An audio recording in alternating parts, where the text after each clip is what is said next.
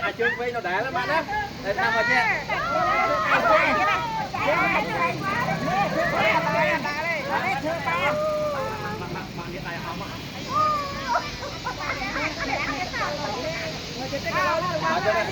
Thọt trắng đấy.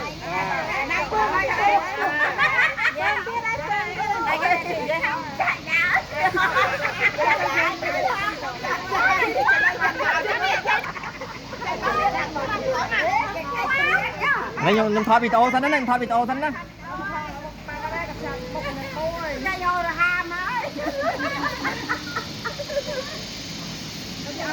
Má